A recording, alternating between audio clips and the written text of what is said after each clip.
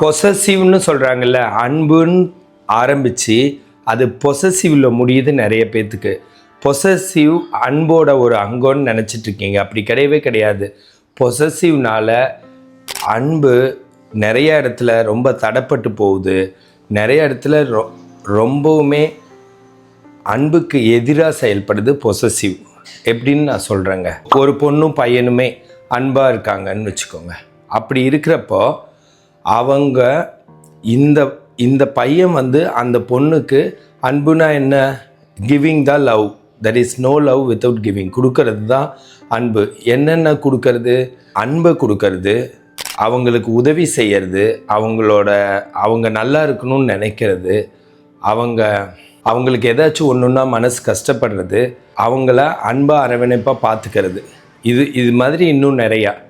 So இந்த மாதிரி இருக்கிற நேரத்தில் அந்த இடத்துல பொசசிவ்னு ஒன்று வருதுன்னு வச்சுக்கோங்க. இது பையன் பொண்ணுக்கோ பொண்ணு பையனுக்கோ பொசசிவ்னு ஒன்று வருதுன்னா என்ன நடக்குதுன்னா, இந்த அன்புங்கிறதே அந்த இடத்துல வந்து காணாமல் போகிற மாதிரி. எப்போ பார்த்தாலும் ஃபோன்லேயோ நேர்லேயோ, இப்போ என்ன ஃபோன் எங்கேஜாக இருந்தது, ஃபோன் பிஸியாக இருந்தது, நீங்கள் இப்போ எங்கே இருக்கிறீங்க, நீங்கள் யார் கூட பேசிகிட்டு இருக்கீங்க, இப்போது நீங்கள் யார் கூடயும் சேரவே கூடாது, யார் கூடயும் பேசவே கூடாது, அந்த மாதிரி வர்றது தான் பொசசிவ். பொசசிவ்னா என்ன? தமிழில் அவங்க வந்து வெளியில் யார்கிட்டையும் நம்மளை தவிர யார்கிட்டையும் பழகிடக்கூடாது, அந்த மாதிரி இருக்கிறது தான் பொசசிவ். நம்மக்கிட்ட தான் என் நேரம் பேசிகிட்டே இருக்கணும் அப்படின்னு நினைக்கிறது தான். அப்போ இதில் எவ்வளோ பெரிய தொந்தரவு அடங்கியிருக்கு தெரியுங்களா? அதுக்கு பேர் உண்மையான அன்பு கிடையாது. பொசசிவ்னால் கோச்சிக்கிறது, பொசசிவ்னால் திட்டுறது, பொசசிவ்னால் அடிக்கிறது, பொசசிவ்னால் ரிலேஷன்ஷிப்பையே விட்டு வெளியில் வந்துடுறது, இது மாதிரி நிறையா அதில் சிக்கல்கள் இருக்குது. இந்த மாதிரி ஏன் அன்பில்லைன்னு சொல்ல வரேன்னா, அவங்க ஒரு இண்டிவிஜுவல், அவங்க ஒரு சுதந்திரமான மனிதன். அன்புங்கிற வளையத்துக்குள்ளே வந்துட்டதுனால நீங்கள் வந்து ஒரு உரிமையாளராக ஆக முடியாது. அவங்களுக்கு அவங்க தான் உரிமையாளர். அதே மாதிரி உங்களுக்கு நீங்கள் தான் உரிமையாளர். சரியா? அவங்களும் உங்கள் மேலே அந்த பொசசிவ் கொண்டு வரக்கூடாது, நீங்களும் அவங்க மேலே கொண்டு வரக்கூடாது. அப்படி கொண்டு வர்றப்போ அந்த இடத்துல அன்பு தடைப்பட்டு நிறைய பிரச்சனை உண்டாகி, சுதந்திரம் பாதிக்கப்பட்டு, மன அழுத்தம் ஆகி, டிப்ரெஷன், ஆங்ஸைட்டி, இது மாதிரியெல்லாம் ஆகி சைக்கலாஜிக்கலாக பாதித்து ரொம்ப நோயாளியாக மாறிடுறாங்க. இப்போது அன்புங்கிறது அது கிடையவே கிடையாது. பொசசிவ்ங்கிறது அன்போட சம்மந்தப்படவே இல்லை. அது எப்படி உள்ளே கொண்டு வரீங்கன்னு தெரியவே இல்லை.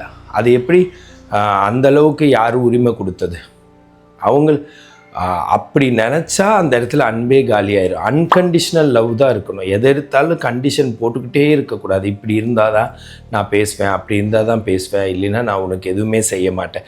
அது மாதிரி அதை இன்னும் ஆணித்தரமாக பொசசிவ் தான் அன்பு, அது இல்லைன்னா அன்பே இல்லை, அதுதான் எனக்கு நல்லா இருக்குது, அப்படியெல்லாம் சொல்கிறவங்கெல்லாம் இருக்கீங்க. அப்படி சொல்கிறது வந்து கண்டிப்பாக அறியாமையில் தான் சொல்கிறீங்க. அப்படி கிடையவே கிடையாது. கொஞ்ச நாளைக்கு வேணால் நல்லா இருக்கிற மாதிரி இருக்கும்.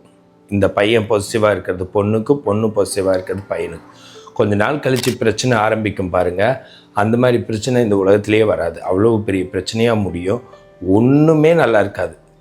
அவங்கள எப்போ பார்த்தாலும் தொந்தரவு பண்ணுறது தான், சண்டை தான் அங்கே மிச்சமாகுமே தவிர அன்பு அங்கே வளரவே வளராது. ஸோ பொசசிவ்ங்கிறது ஆல்மோஸ்ட் லைக் ரொம்ப கெட்ட வழக்கமாக இருக்குது. பொசசிவ்ங்கிறது வந்து வாய்ப்பே இல்லை. அதுக்கு பெரிய பெரிய வேர்டெல்லாம் சொல்லலாம். அதுதான் அன்புன்னு நினச்சிட்ருக்கிறத தயவு செஞ்சு மாற்றிக்கோங்க. அப்படி இருக்காதீங்க. அவங்களுக்குன்னு ஒரு வாழ்க்கை இருக்கும்.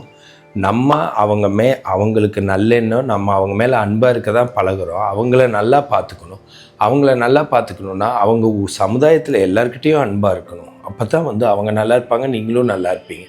அதே தான் நீங்கள் வந்து எல்லாருக்கிட்டேயும் அன்பாக இருந்தால் தான் அவங்ககிட்டயும் அன்பாக இருக்க முடியும். எல்லாருக்கிட்டேயும் அன்பாக இல்லாதவங்க யார்கிட்டையும் செப்பரேட்டாலாம் அன்பாக இருக்க முடியாது. அதே மாதிரி சமுதாயத்தில் வாழணுன்னாலும் நீங்கள் 2 பேர் மட்டுமே வாழ்ந்துருவீங்களா உலகத்தில்? எல்லாத்துக்குமே எல்லாருமே தேவைப்படுறாங்கல்ல. நம்ம ஒரு பஸ் ஏறி போகிறோம், பஸ் ஓட்டுறதுக்கு ஒருத்தர் தேவைப்படுறாரு, கவர்மெண்ட்னு ஒன்று தேவைப்படுறாங்க, அப்புறம் நம்மளை பாதுகாக்க போலீஸ் தேவைப்படுறாங்க. அதெல்லாம் இல்லாமல் நம்மளால் வாழ்ந்துட முடியுமா? அவங்கெல்லாம் இல்லைன்னா நம்ம ஒரு நாளில் காலி ஆயிடுவோம். ஸோ பக்கத்து வீட்டுக்காரங்கன்னு தேவைப்படுறாங்க, உறவினர் தேவைப்படுறாங்க, அந்த பொண்ணுக்கு அப்பா அம்மா இருக்காங்க, உங்களுக்கு அப்பா அம்மா இருக்காங்க. ஸோ இது எல்லாரும் அவங்களுக்கு அண்ணன் தம்பி இருப்பாங்க, ஃப்ரெண்ட்ஸ்னு இருப்பாங்க, பெஸ்டி இருப்பாங்க. இது மாதிரி இருக்கிறப்போ அவங்க எல்லாருமே சேர்ந்து தான் உங்களையும் நீங்கள் அன்பாக இருக்கிறவங்களையும் காப்பாற்ற முடியும். அதனால் அவங்க எல்லாருக்கிட்டேயும் அன்பாக இருந்தால் தான் அந்த எல்லாரும் அவங்கள காப்பாற்றுவாங்க. சரிங்களா? அதனால் அன்பு மேலே இந்த பொசசிவை கொண்டு வந்து திணிக்காதீங்க. அது ரொம்ப ரொம்ப கெட்ட பழக்கம். நீங்கள் நல்லா அன்பாக இருங்க, ஆனால் பொசசிவை உள்ளே கொண்டு வராதீங்க. அதை எப்படியாச்சும் மாற்றிக்கோங்க. 21 நாள் அதை மாற்றினா கஷ்டப்பட்டு அதுக்கப்புறம் அது வரவே வராது. சரிங்களா? எந்த கெட்ட பழக்கமும் 21 நாளில் போயிடும். இது ரொம்ப பெரிய கெட்ட பழக்கம். சரிங்களா? இந்த மாதிரி ஹெல்த் டிப்ஸ் வேணும்னா என்னை ஃபாலோ பண்ணுங்கள். ஃபிசியோதெரப்பி கன்சல்டேஷன் வேணும்னா எனக்கு கால் பண்ணுங்கள். நான் பிரகாஷ், ஃபிசியோதெரபிஸ்ட்.